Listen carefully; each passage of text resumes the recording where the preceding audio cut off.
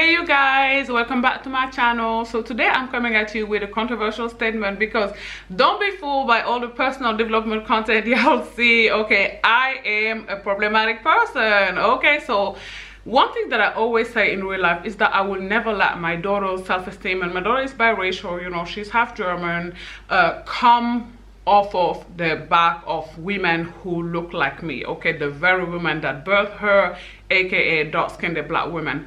And lately I have seen something on TikTok that really, you know, validated that sentiment for me, which is something that I've experienced as well in the past. And it was this dark-skinned black woman. I'm not going to be able to include the clip in the video because I didn't ask her for her consent, but basically she was talking about how in two instances she tried to befriend light-skinned women or biracial women. I think one was light-skinned and one was biracial, and as she went out with them, you know, we're friends, we go out, we go to the bar, you know, it is what it is. And you know, she received a drink, like the server came and gave them the drink, put the drink in front of them and said someone has given the drink, and immediately the friend that she was with, who is of lighter complexion than her, you know, seizes the drink and assumed that it is for her. And you know, the server, the waiter, actually had to check her and tell her that the drink is actually for the dark-skinned, 4C hair having, okay, big nose having, round nose having black woman.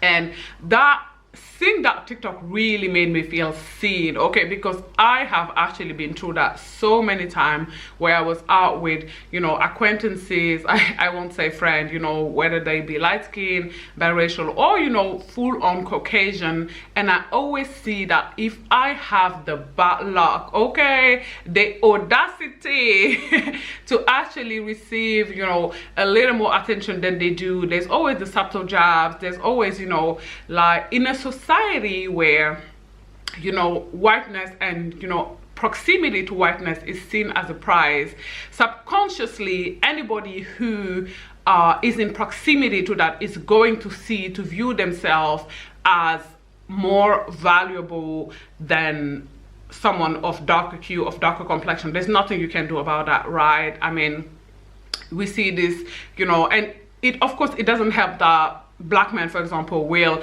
every chance that they get go on Carrie Rowland's internet and talk about how they are not attracted to dark-skinned black women. And this is why I have always believed that mixed people, I won't say, you know, I know in America most people say biracial, but biracial is like, to me there's only one race, which is the human race, but I'm going to use biracial, but what I mean is mixed people, right?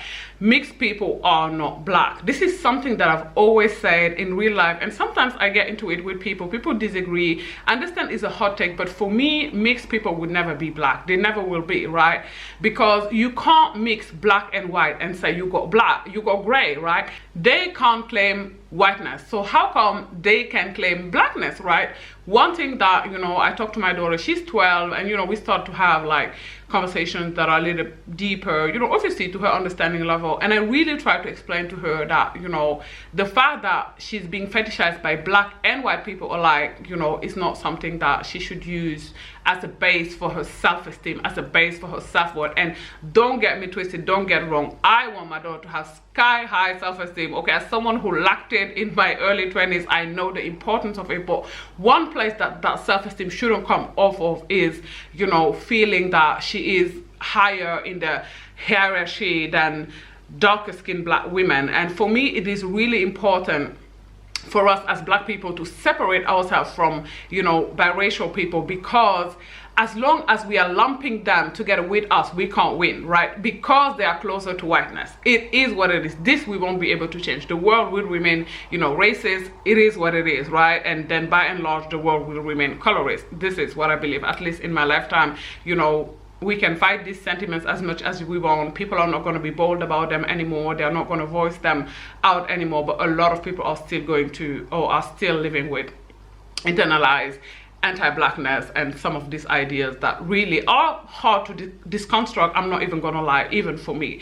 So for me, like, because we have now accepted somehow mixed people as black, look at music today. All you see is, you know, LMA, Ice Spice, a lot of, you know, ambiguously looking women, right? Like, how many dark-skinned black women are, you know, big in music today?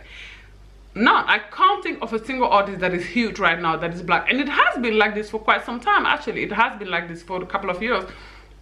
Even Normani, you know. And I feel like as well here as black women, we do hold the responsibility. I wish that we supported a Normani as much as we support a Beyonce, not support Normani instead of Beyonce, you guys. But I wish sometimes we push for her or any, you know, dark-skinned singer as much as we push for, you know, Beyonce, Rihanna, etc., etc. You know. And the same goes for movies. A lot of black women complain we are never the love interest. The love interest is rarely, to be fair, rarely a dark-skinned black woman. Again, as long as we are mixed people, as long as we are lumping them with us, then any director can cast an ambiguous looking woman and be like, oh, monoracial black women are going to be just fine with it. They're going to be just fine with it because they consider these people as them. And I'm sorry, but I don't feel like a biracial woman is a representation of me. I don't see myself in Meghan Markle at all. Like, I do not. I don't think that, you know, I just don't. I don't think the phenotypes are the same, right? So for me, I would always advocate for us as a group understanding it's okay. Black people are black people.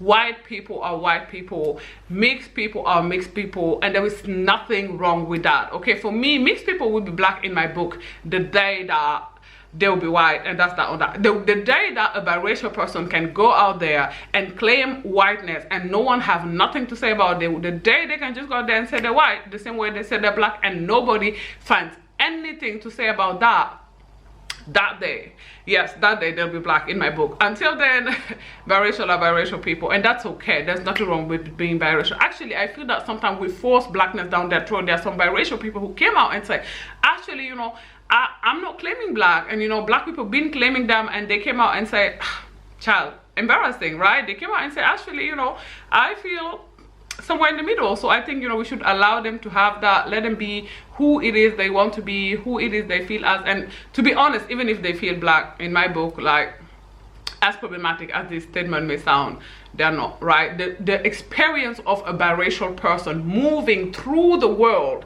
is never going to be like similar, the exact same. It can be similar, but it's never going to be the exact same experience than the experience of being a darker skin, a darker person, a person of a darker hue moving through the world. Like the racism they experience, and this is not to say that they won't experience racism, but even if they do, it's never or rarely ever going to be at the intensity of the one that we experience. So the experiences are different. I think that, was it J.C. Williams who said it? The guy from Grey's Anatomy, who said that, you know, I am Hollywood acceptable version of black. And the same can be said for Zendaya, for, you know, Yara Shahidi. The same can be said for all of these women who are talented women, right? This is not the problem, really. I enjoy watching them at times. I enjoyed watching Grownish. That's not what, you know, is at stake here. That's not what I'm talking about. But the average dark-skinned, monoracial, dark-skinned black woman is not going to, doesn't look nothing like Zendaya, is not going to be able to recognize herself even in a Yara Shahidi. And that's just factual. Like, that's factual. I'm sorry, but that is just the truth. It is. If anyone else is saying anything else, in my opinion, they are being disingenuous. Like, to say that the average black woman looks like Yara Shahidi is just not, it's just not real. It's just not honest. Like, and she won't be moving through the world also experiencing life as, you know, she did. She won't have, you know, that privilege, because the thing about being mixed is that mixed people are fetishized from both groups, right? They're fetishized from black people and they're fetishized from Caucasian people, right? We can see this with the children of the Kardashians, and, you know, just how even I personally, now obviously this is an anecdotal experience, but as I was going to the train, you know, with my daughter when she was younger, because, you know, now she's too old for anybody else to feel like they would pet her, right? But white people would always be like, oh my god, so cute, where's her dad from? And they would want to, you know, touch her hair because she has like 3B, 3C hair. Obviously, you know, I wouldn't let them do that. I would check them, right?